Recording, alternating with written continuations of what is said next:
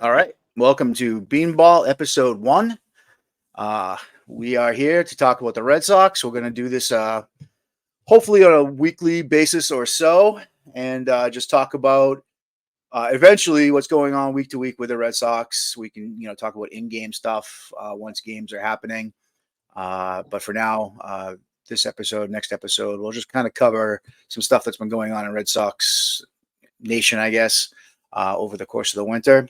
Obviously, the very first thing that we should talk about is Chaim Bloom and Craig Breslow and what happened with all that, what to expect, and why did it happen. And basically, there's two thoughts on this, and there's the one thought where, hey, this is all on Chaim Bloom. He lost his job because he was bad at his job, and Breslow is going to be a big improvement. And then there's the other school of thought that's like, Bloom was the scapegoat for the ownership, for ownership that doesn't want to spend money. I'm kind of in the middle. I think that Bloom was brought to Boston from Tampa Bay to run the Red Sox like Tampa Bay, to run the Red Sox with a budget. And he did. He ran them under the competitive balance tax. And I think that was his mandate. That's why he was here, to lower the payroll. But like, to be successful like Tampa is, basically like, hey, if Tampa Bay can operate with a $70 million payroll, then certainly you can win a World Series with a $200 million payroll. So let's make that happen. And in my opinion, where Bloom went wrong wasn't necessarily the, operating under his mandate, which is what his job was to do. I think what Bloom did wrong was screw up every trade and every deadline that he had while he was here. He didn't have the balls to trade Xander when you knew he was going to walk, and you knew you were losing him, and that's two top prospects that are not in your system right now, because you didn't have the balls to trade Xander. You did trade Christian Vasquez, which fine, that you got great return for that. That was one of the great, good moves he actually made. It looks like the return on him is going to be great. But you sat on JD and Evaldi and Hill and Waka and Xander, and yeah, let them walk. And I think that was kind of his tenure in a nutshell, was just not pulling off the moves that he should have pulled off, and most of the moves that he did make, he kind of was on the losing end of them as well. Whether it's the Renfroe trade, definitely the Mookie trade, which he had to do it. It was kind of his first move, but he certainly would have liked to have gotten Bruce Gratterall out of that instead of Jeter Downs, which was reportedly what was going to happen. And Bloom backed out of that because he was worried about Gratterall's medical report or whatever. So yeah, that, in my opinion, that's where Bloom went wrong. He just didn't have the balls to be a general manager, but he did operate under his mandate. And I think that Breslow now has the same mandate. And I think we've seen, and I'll let you elaborate, but I think we've seen this winter that he does have the balls to make moves. The Schreiber move the other day was a surprise. You traded a piece. He's not lights out in the bullpen, but he's a piece. He's your third or fourth guy to the bullpen, and you traded him for a future piece, which is basically saying we're not going to win this year, and it's time to do what Bloom couldn't do and build for the future. And hopefully that's what Breslow brings to the table now. And what are your thoughts on Bloom, Breslow, and the ownership? Yeah, so it's first of all, it's good to be here with you, and I'm looking forward to doing this, and I think we'll have a lot of fun and hopefully bring some insight to a different genre of people who aren't just in it for fantasy world and the Stratomatics of the world, baseball gurus that they all think they are because they use a rating system and mathematics to figure out who's a good player. But I just want you to know, I'm only doing this because I want Tristan Cassis to see this, and I want him to be my friend, like every other Red Sox podcast. It certainly seems like that's what the motive is, Exactly. right? Yeah. So I'm gonna reverse course and answer your question in reverse. I'm gonna talk about the Schreiber deal first. I actually saw this type of deal coming from Mr. Breslow as soon as he traded Chris Sale. As soon as he traded Chris Sale, which was a money dump, and yeah, he got a nice little prospect back in Vaughn Grissom, but who knows what Grissom's going to turn into. He's already got booted out of one of the better organizations in baseball because he couldn't live up to the expectations. How is he going to come to Boston and live up to those expectations? But so I saw the Schreiber deal coming. I didn't know it was going to be Schreiber. It could have been anybody in the bullpen. He is trying to obviously stock the pitching side of the minor leagues with some talent because there's a dearth of minor league pitching talent in nothing organization, which is fine. I'm okay with that, to be honest with you, because you're only a trade away from being picking up a guy or two, and they have some real good trade pieces. But so I kind of saw that deal coming. I just didn't know it would be Schreiber. I think you're gonna see more of those deals come even in May and early June as the Red Sox spiral out of control. I don't think they're going to be very good, to be honest with you. But maybe their plan is to be ready for 2025. I mean, as a Red Sox fan and a season ticket holder for a long time, that doesn't really work in this part of the country. Chaim Bloom found that out, and I don't think either one of them were ready for prime time. Working in Tampa Bay and being in player development where Breslow came from, to being the general manager with a new POBO, was what they're referring to these guys now, and being in control of the organization on the field. I don't think either one of these guys were basically they were set up to fail. I think John Henry immediately put the handcuffs on Chaim Bloom, and it took 35 to 40 interviews before John Henry found his next scapegoat in Craig Breslow. And if Craig Breslow hadn't pitched here and won a World Series here, I don't think Craig Breslow would have come back here to be. Yeah, so let me ask you a question. Stop you there for a second. On the search for the new POBO, there was some legit names that were on the radar that just said, no, I'm not interested in this job. Do you think they weren't interested in the job because of ownership or because they knew that, hey, I'm not going to go to Boston and operate under a budget and then be set up to fail and then hurt my name? Or is it just guys that just didn't want the job? They just don't want to be POBOs anymore. They just want to, fade away or whatever. Because Breslow was like the fifth option, I think.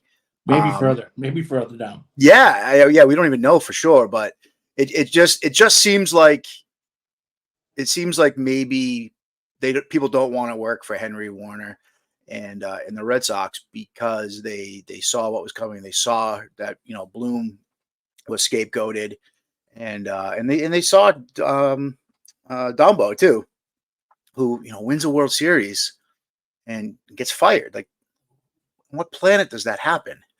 And what's funny too is, well, I'll bring this up later, but what in your opinion, what's the issue? Why do we get stuck with Breslow? Because nobody would have total control. Okay, fair enough. And I believe that to do this the right way, you can't be looking over your shoulder every moment of the day. You want to there's certainly deals where you're going to have to ask for permission, and obviously when Chaim traded Mookie, he obviously needed permission to do that, and obviously got permission. I personally I would have ran with Mookie that last year, and I would have dealt with him in the offseason. Look what they got back. In the grand scheme of things, they got nothing back in return, and what they did get back's no longer with the team, right? Connor Wong was he with the He's team? the last piece left, yeah. And Verdugo and Downs are both in Yankee camp. So right, so Yeah, I honestly trading for superstars never works out for the team that's doing the trading, right? Trading no, the guy.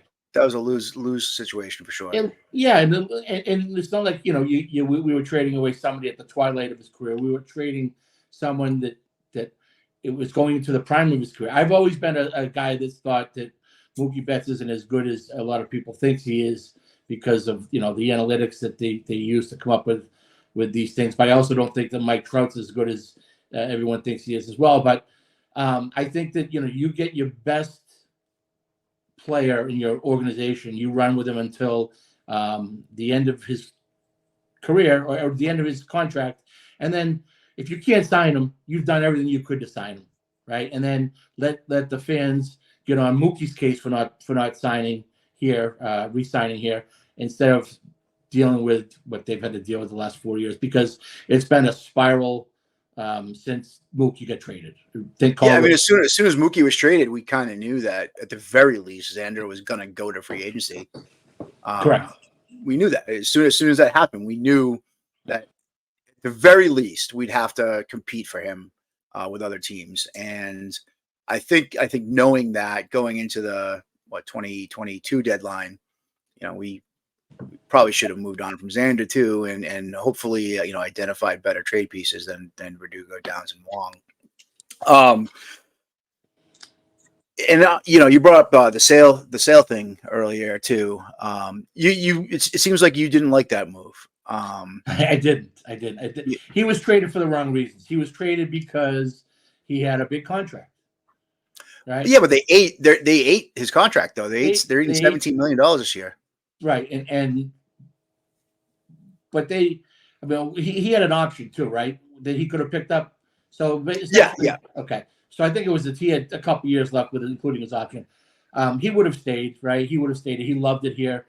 They traded him because of his salary, and everybody's concerned about him being injury prone. But if you look at the injuries the last couple of years, aside from his Tommy John, he got hit in a freak way with a batted ball on a pitch that he made, grabbed it with his pitching hand. He got hurt riding his bike, right? Did he get hurt riding his bike, hurt his back? Yeah, he fell off his bike riding to the ballpark or something stupid. Sure. Yeah. So, and so these are freak things. Those aren't really injuries that happen during routine, happen during the season on a regular basis. Those were freak things. And I think, you put him in Chris Sale in that rotation as the number 3 guy, based on who they have coming back down there. He may be a 15, 18, 20 game winner down there this year, assuming he doesn't fall off his bike. So I'm a big Braves fan. So, growing up, I'm a few years younger than you, but in the 90s, when the Red Sox were pretty bad, and the Braves were on TBS every night of the week, I got to be a pretty big Braves fan. And so I'm excited. I am excited to hopefully see him bounce back in Atlanta, because it'll be good to watch and good to see. But the Red Sox fan in me, I was kind of tired of waiting for him to be healthy again, because it has been 5 years. I mean, even at the end of the World Series run in 2018, he was working through something there, and he went to the bullpen for a bit because his arm was sore, and then the next 4 years after that were a complete wash, basically. So I think from the Red Sox perspective, even though the rotation looked better today with it, I think they know that they're not going to compete this year, and they needed a second baseman. They don't have a second baseman, and they don't really have one in the system either. I think they see Rafaela playing center field, and I think that Chris is here to spy on us a little bit. I don't know if you can see him or not, but he's there. No. Yeah, he just popped into the. He's not in our broadcast, but his shirt says "I love to fart." So that makes 2 of us. Yeah. So bringing in Grissom, he's the second baseman of the future. And yeah, he got washed out in Atlanta a little bit, but I think Arcia kind of surprised them because Grissom was penciled in as the starting shortstop last year going into camp. And then Arcia kind of came in and said, showed them what he can do with his glove, which I don't think anyone realized because he was kind of a utility guy going into that. And he made the All-Star team. He had a really good year. So, and Grissom doesn't have the glove for shortstop for sure. But I think he's going to be a solid second baseman for the future. And now you're looking at a team that's built with Cassis, Grissom, Meyer coming up. Hopefully, his stock's plummeting like pretty fast, and then Devers at third base, assuming he doesn't look like you or me, going into next spring training. That's your infield for the future, and I think that trading Sale for Grissom is good for the 2026 Red Sox. But obviously not a good thing for today. So yeah, it's not the worst thing in the world, but you could have filled that void at second base very easily. Tim Anderson signed today for a $5 million 1-year deal, right? Yep. Who would you rather play second base this year, Vaughn Grissom or Tim Anderson? Tim Anderson for sure. There you go. I don't think Tim Anderson would have played in Boston though. No, didn't he have some issues with Boston and the racist fans and all that stuff? I thought he had spoken out about not liking playing in Boston at one point. Maybe. So I don't think he was an option. I mean, they definitely had other options. They could have done a lot of things. They could have brought Kike back. They could have done a million other things. But they are set up for the next 6 years, I think, now at second base. And Grissom can swing it. So I think he's a good hitter. Yeah, no, I like him. I do, and I also think he can play the outfield. Yeah, he can. Yeah, he definitely can. So I'm on the flip side with this Marcelo Meyer thing. I think he's a superstar in the waiting. He hasn't been able to stay healthy to this point, especially this past year. But when he's healthy, he's a difference maker. You watch him walk on the field. He carries himself differently. I got a chance to see him play a little bit last year. He's fantastic. I mean, he plays the game with ease. It's I won't say he's Nomar-esque easy, but it's easy. And his bat is a legitimate plus bat. And I think he's going to be here for a long time once he gets here. So my question to you is, if that's the case, and he's the starting shortstop at July 4th of 2025 next year, where is Story going to go? Where's Vaughn Grissom going to go? Because eventually he's going to get here. Yeah, I mean, I think if they're punting on this year and they traded Schreiber and I imagine Martin and Jansen are probably on the block right now too. I'd put Story on the block, man. I mean, you sign him to a 6-year deal. He's got some value for somebody that needs a shortstop or second baseman. So you might as well trade him now and get something for him. On Meyer, though, and I've seen him play a lot, and he's so smooth in the field. I mean, he's a legit stud shortstop.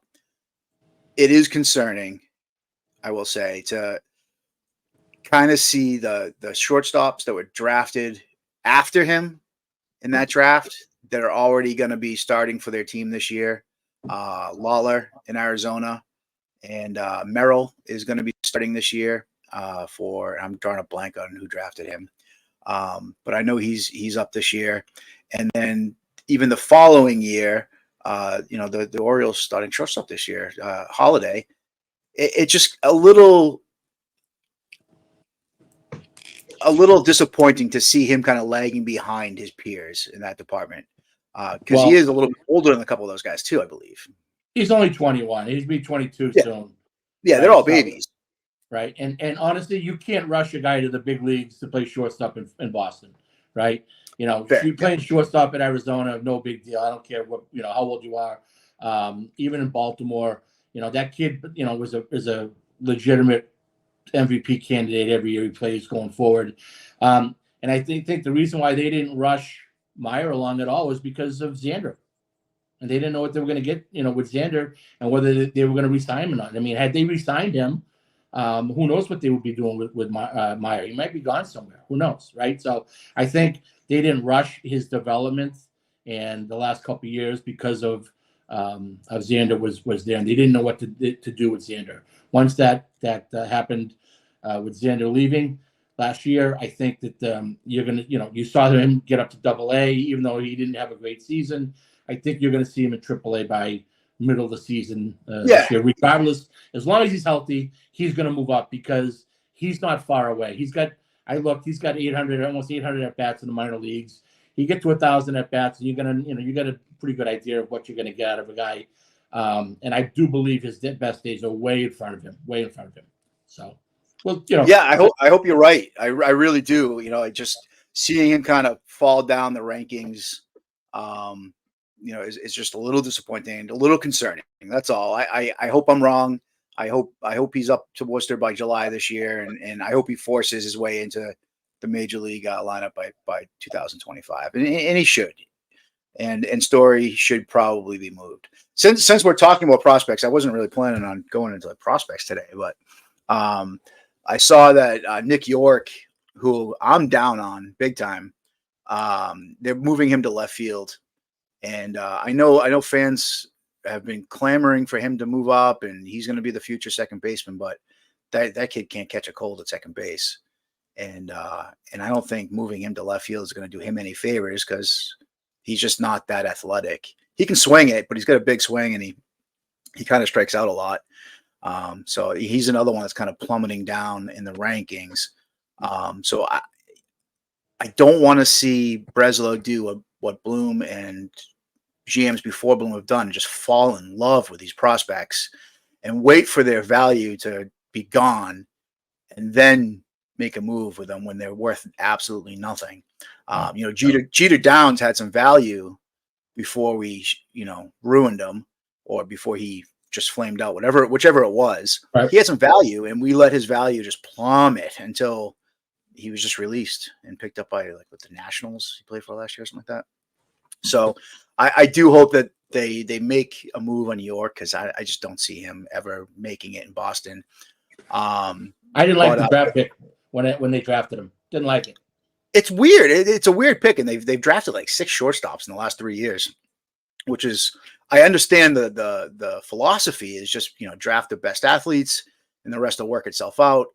But they're even these shortstops aren't working out. Mickey Romero is not working out. And then who the kid they drafted last year? I'm drawing a blank on it now. It doesn't matter, I guess. But I am excited though for Anthony and Teal. I think Teal especially, he looks awesome, and I think he's very polished already. He's the first prospect they've had in a long time that is as ready for pro ball as Teal is. Playing at a high elite Division I college program for a bunch of years, and being a little bit older. They seem to have been drafting younger, but he's polished. He's ready to go, I think, and he's gonna skyrocket through the system, I think. Well, this year. Defensively, he's got a ways to go, but offensively, he can swing it. And I did talk to someone that thought he could end up playing first base if it didn't work out behind the plate. You got guys like Perez and Hyman, who are probably the backup guys this year for Wong. I don't think McGuire is going to make the team. So really. I think that they went and got Perez to be a fallback option. I think McGuire is probably going to be the odd man out. With Perez, he's got so much experience. You could put him in there right now, and he would be a better guy to talk to be able to help Wong work through his whatever he needs to do to be the number one. I don't think McGuire doesn't bring much to the table. I think he's just not defensively. He can swing it, and he does have the advantage of being a lefty. Right. So is Teal. And I think Teal's a better player. Yeah. Teal's. Definitely Teal's taken over. This year, I kind of thought Perez was here as insurance, and maybe someone if they were going to make a run, and they were going to bring in like a Dylan Cease or a Burns or go after Bieber or whatever it was, then you wanted Perez here because he's got experience with this, especially Bieber. But when then they didn't do it. They didn't go in this winter, and I kind of figured that Perez would be the man out. But maybe I'm wrong. Maybe they're down to McGuire. Maybe they caught him in a parking lot again with his pants down. Defensively, I think he's not very good. No, he's not. He's terrible. So Chris is in the waiting room doing big jerk off motions with his Yankees hat on. Usually, your backup catcher is a defensive guy, and I think that's going to be Perez, to be honest with you. But yeah, and I love Wong. I think Wong's fantastic. Yes, defensively, he's a stud. I think he handles the staff really well. It's nice to have an athletic catcher back there, and he can swing it a little bit. He kind of fell off the second half of last year at the plate. He's the Blake Swihart we all wanted. I'll never get over Blake Swihart. I'll never get over that. He was supposed to be and that's the thing. That's the Red Sox fans. We just fall in love with these prospects, and he's another one that as soon as we saw that he wasn't going to be what we were hoping, why not trade him when he's got some value? And they need to do that, I think, right now with York. And what do you think about Rafaela? I've watched him play a lot. And he's good. He's unbelievable defensively, and he's unbelievable defensively no matter where you put him. Shortstop, he can pick it. He can get after anything in the outfield. He's so smooth. His routes are so just straight and beautiful, unlike Duran, who's doing like this serpentine thing to get to the ball. And I don't know if he's ever going to be more than like a 220 hitter though in the pros. And he had a good year last year, in a short, very small sample, so it's kind of hard to tell. But he's got a big hole in his swing too. So big, and when the book gets out at the big league level on these guys know how to exploit it bad and fast and often, and before you know it, you're 1 for 7s, 1 for 29, right? Yeah, absolutely. These advanced scouts. And these pitching coaches, and they know how to attack weaknesses. And these catchers that have been around a while, they know how to attack weaknesses. And that's that's why these young guys have a hard time being so good so early, is because those weaknesses don't get attacked in AA, because the guy's still trying to learn how to throw strikes, right? Yep. With electric stuff, he's still trying to hone his craft and learning how to handle pitching, behind the count with your secondary stuff. But the big league level, they're exploiting those weaknesses. So, but the upside for him is so high, Jim. I think that it's just, put him out. Listen, I'm a big Jared Duran fan. I think he's going to have a great year. You think so? Okay. I do offensively. I'm not, he's the furthest thing from a center fielder. But, if you got to put him out there, I honestly believe he's a 2020 guy this year.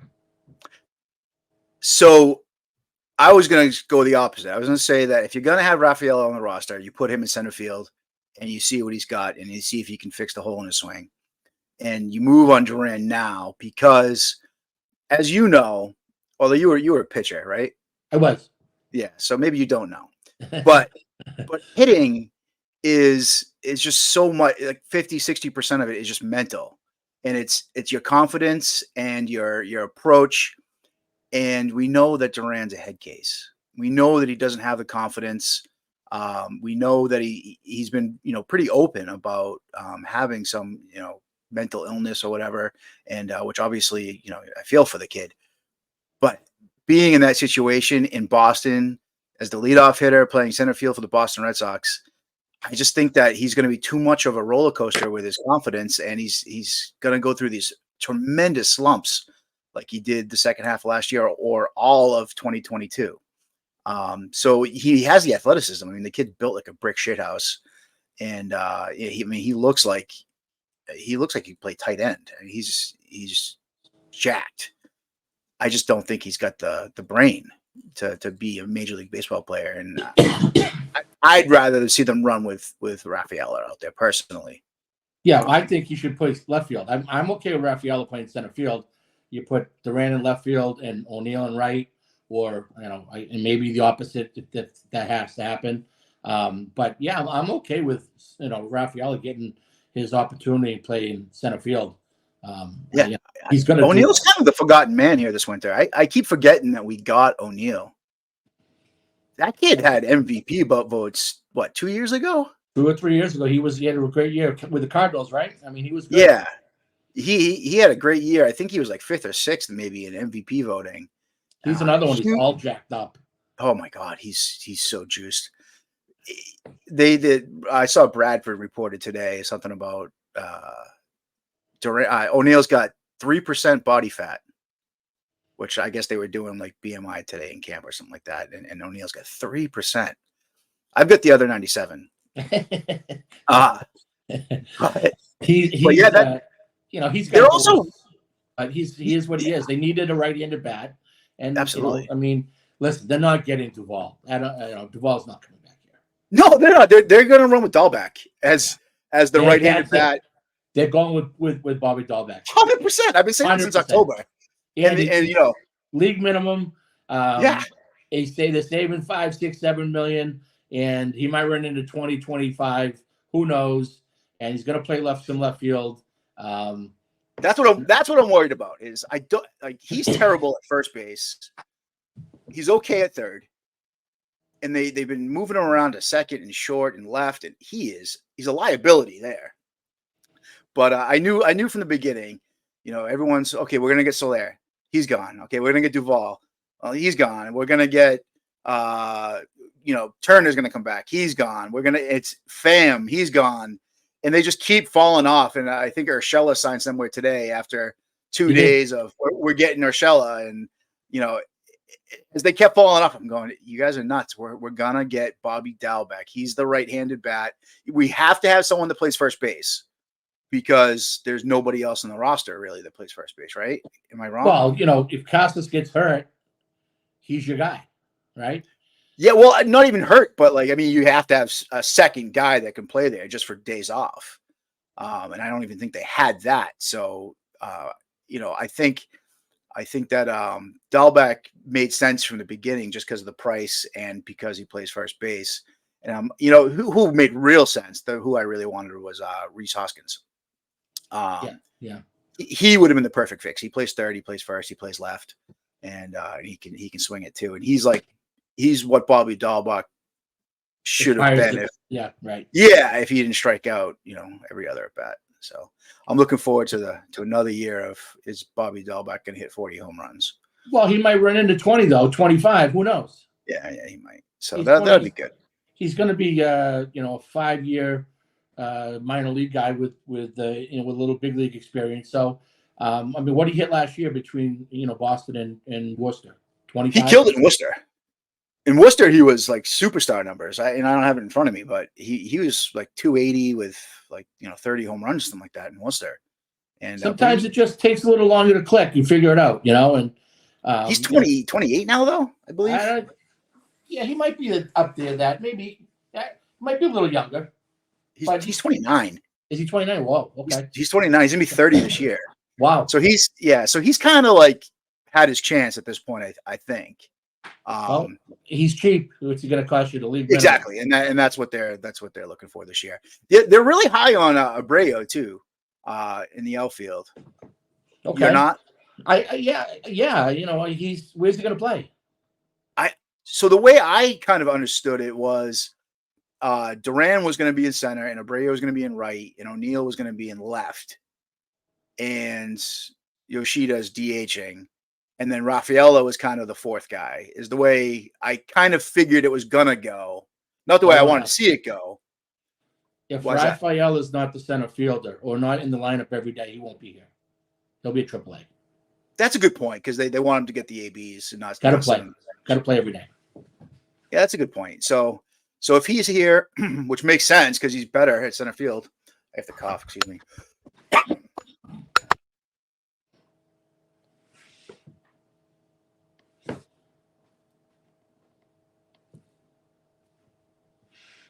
How's that?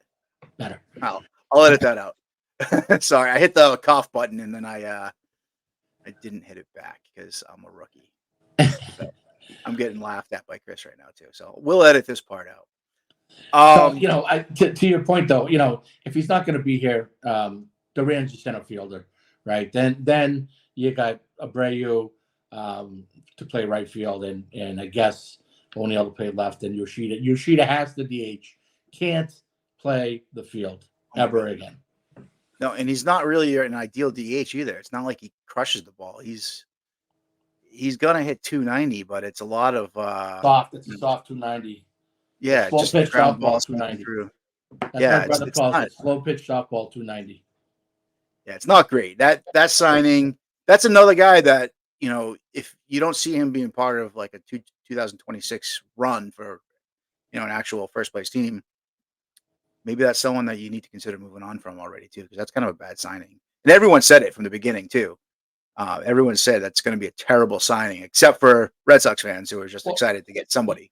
You watch him in the World Baseball Classic, and he was horrible in the outfield. Yeah, yes, he was horrible. Yeah, he's not great in the outfield. So, but yeah, they've already said that he'll be the everyday DH, so that's good. Just wanted to. We've been talking about prospects, and that's not really where I saw this going at all. There's not a lot to talk about right Giolito, let's talk about the rotation a little bit. Yeah, okay. I know it's really, there's just not a lot going on, but Giolito, he allowed the most home runs in baseball last year. Come on, he's cheap, and we gave him how much money? I think that's why he's here. Yeah. So why didn't you keep Chris Sale? Too much. I don't have it in front. Well, actually, I do have it in front of me. We gave him $18 million. Okay, so you should have kept Chris Sale from the left side. Yeah, you could have kept Chris Sale. Yep. So, but the good news is, and I don't know if you've heard this or not. That's true. I don't know if you've heard this or not, but Nick Pivetta he's going to win the Cy Young this year because he developed a sweeper last year and he's saved. So all the previous years of just mediocrity and walking too many guys and throwing too many pitches and overthrowing and throwing balls to the backstop and just being a complete head case on the mound, that's gone now because he developed a sweeper. And what's really miraculous, not only did he develop a sweeper, but apparently because he developed a sweeper, his fastball is now 4 miles an hour faster miraculously, which is wild. So this is the take that, a lot of people you're seeing it are very high on Pivetta this year. I'm not. I couldn't be more down on this rotation. The rotation it's Bello and pray for rain, really. Really, and I'm not sure Bello's ready to be the ace either, right? No, not an ace. He might be soon, but he's got a ton of talent for sure.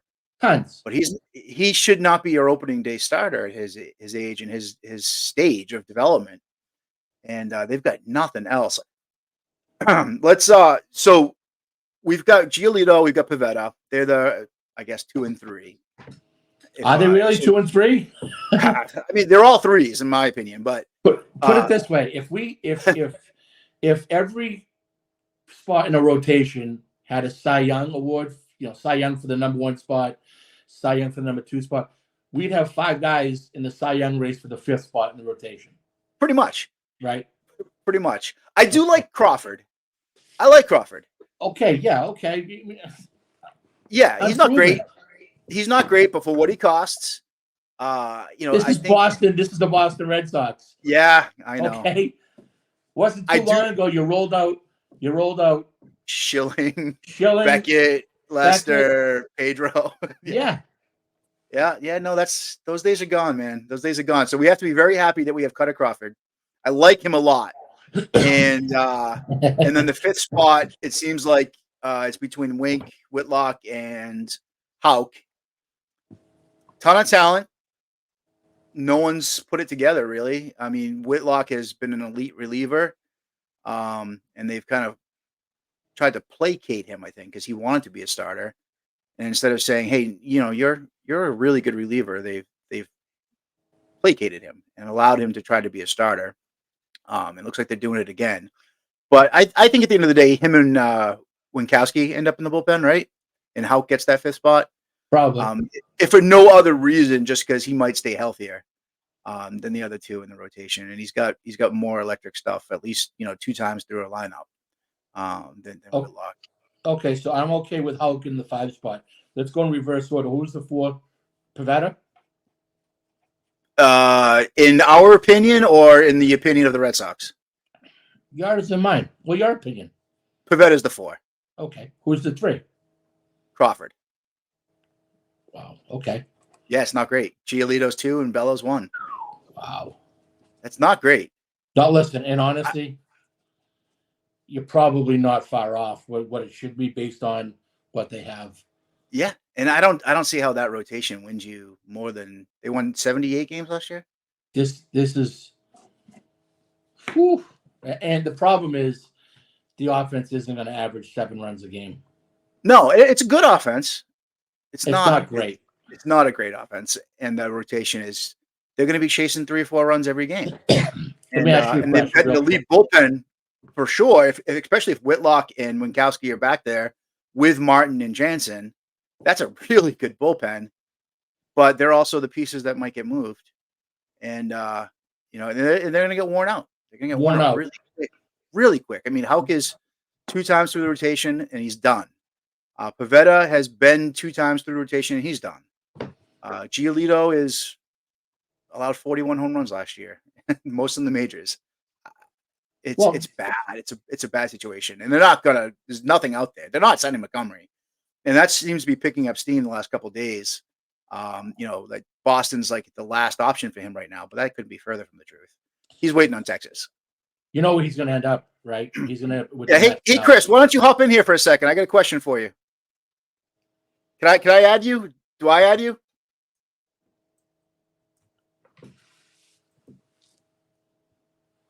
Add to stage. There we go. Hey, Chris. Hi. So you and me.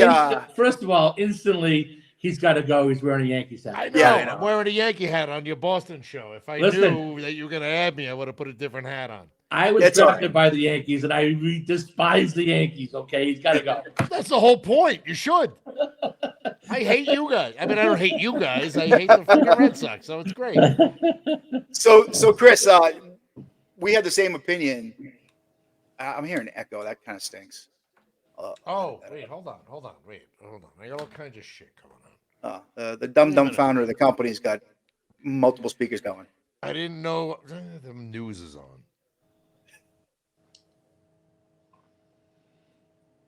I didn't know you were going to add me. All right. So you and me had the same opinion. Jesus Christ. I'm hearing myself on your end, Chris. There you go. How about that? All right. There we go. Montgomery's going to end up in Baltimore, right? Goddamn right he's going to wind up in Baltimore. It makes perfect sense.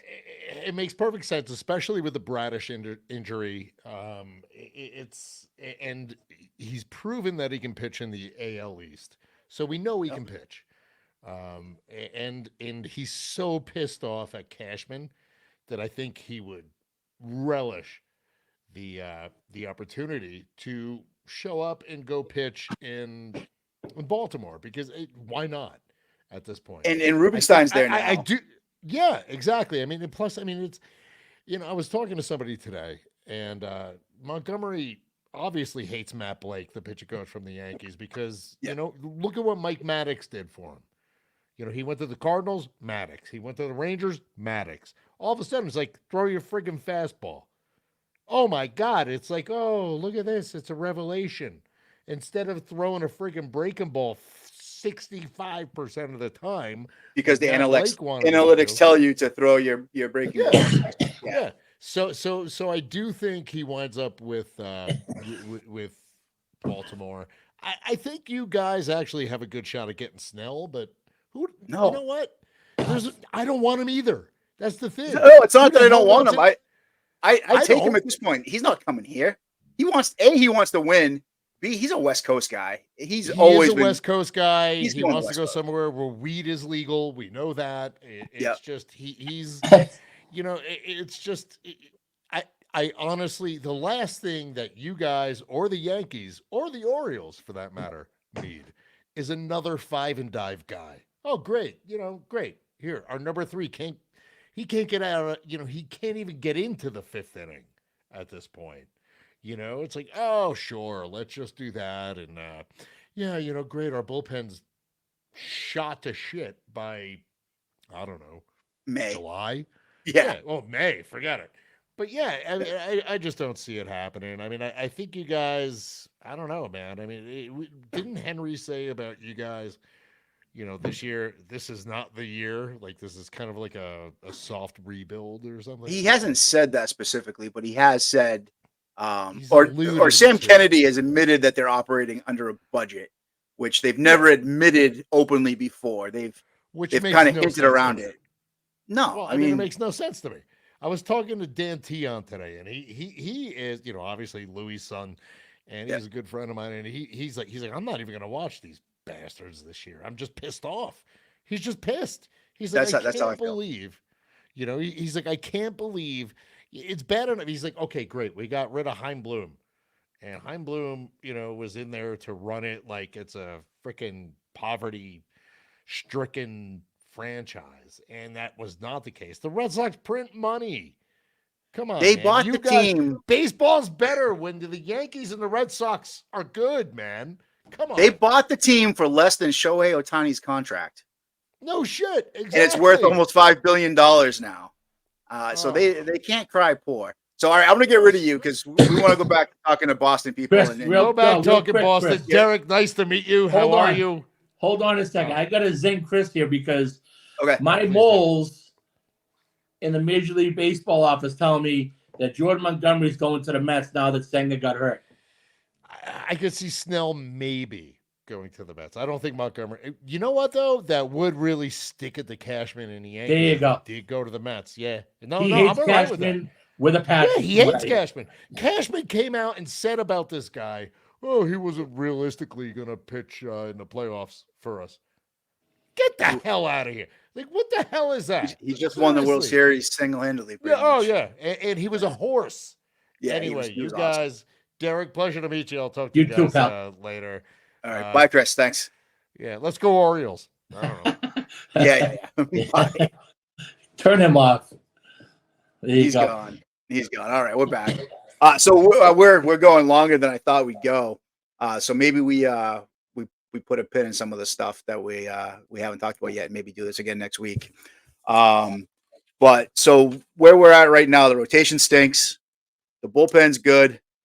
The prospects, you seem to be pretty high on Meyer and Raphael. And Raphael for sure. And it seems like Breslow is going to be what Bloom was supposed to be, which is here's your budget, spend up to it, make the trades you need to make, have the balls to do it. You have permission to do it. Where maybe Bloom didn't have. We don't know. I mean, they've been so secretive and they've lied to us every step of the way. Maybe Bloom didn't have, carte blanche to make the moves. Well, here's what concerns me, Jim, is they're supposed to be shedding payroll or they're going to have a soft reset or call it what you want. Their payroll's still $200 and something million. Yeah, they're the 11th highest payroll right now. They're at like 189 right now, and the CBT is at 237. So they've got plenty of room. Okay, but 187. This doesn't look like a $187 million roster. That's my point. Well, you have to also keep in mind that out of the 187, 17 of it is Chris Sale, 4 of it is Justin Turner, and 4 of it is actually Manny Ramirez and Dustin Pedroia. So it's actually a $160 million team. But every team's got those contracts now too. So. Yeah. But even at 160 million, let me ask you a quick question. Kansas City, what do you think what their payroll is? I don't know, but they have a much better team than we do.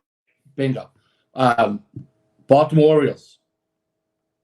They must be getting up there in payroll now. You think? I got it right here. Actually, my other computer. They got to be under one, but under 150. Yeah, they're definitely under 150, and they have a much better team than we do, which is wild. What about Tampa Bay? They're higher than they've ever been. I think they're at 120. So I had it here a second ago. I just changed the screen to bring up Bobby Dahl back, Wild that's where we ended up. Not what I. So the Red Sox are at 160. Royals are at 105. Orioles at 92, and the Rays are at 88. And that's just good. I mean, in fairness, Boston would never stand for what Baltimore went through the last 20 years. Yeah, well, yeah, 10 years. I think they won the East somewhere in the 2000s, but Boston would never stand for that. Although we're kind of, I mean, we're this is year 6 now since the World Series. It's gone by really quickly, and you know what's wild, and you're obviously old enough to remember it, and so am I. Before 2004. The feeling about the Red Sox every year was, these bums, they suck. This ownership stinks. This team, they're never going to win it. We're almost back there again. We're back there, right? Like, doesn't it? It feels like it. It feels like everyone's down on the team, and we shouldn't be. The Henry ownership, they got us 4 World Series. I never thought I'd see 4 in my lifetime, and we should be very, very, very thankful for the World Series that we did get. I'd love to be inside their meeting rooms and know what in the hell has changed. Why has their philosophy changed so much in the last 5 years? Why are they not going for it? Because every dime you spend on this team, it's going to come back to you tenfold. Because if you're banging out Fenway Park every night and you're selling the Nesson 360 app for $30 a month a pop, no one's doing that now. No one's paying $30 for the Nesson app right now. You watch that price. That price is going to get cut in half in about 2 weeks. Oh, I imagine it would. I mean, they were giving away tickets at one point for people. You were getting like 8 tickets if you signed up for the app or something like that. You could buy, by the way, you could buy tickets at Costco now, Red Sox tickets. Oh, that's awesome. That's where they're getting their players. So might as fucking well, right? So I think that's a good ending point here for this, and we can pick it up next week. But okay. I think a good conversation to start with next week will be to actually go through kind of predictions for the season. Player by player, kind of, where we see them hitting in the lineup and what we expect them to do numbers wise, and maybe we can talk a little bit about what in the hell has changed with John Henry and the philosophy of this ownership that's changed so much, and why they've decided that they're going to run the Red Sox not like a poverty franchise, like everyone wants to exaggerate, but why are they being frugal and being afraid to invest in this team? So what? We'll save it for next week. Yeah, let's save it for next week for sure. So, all right, great job, and I'm going to end the recording. All right, talk to you soon.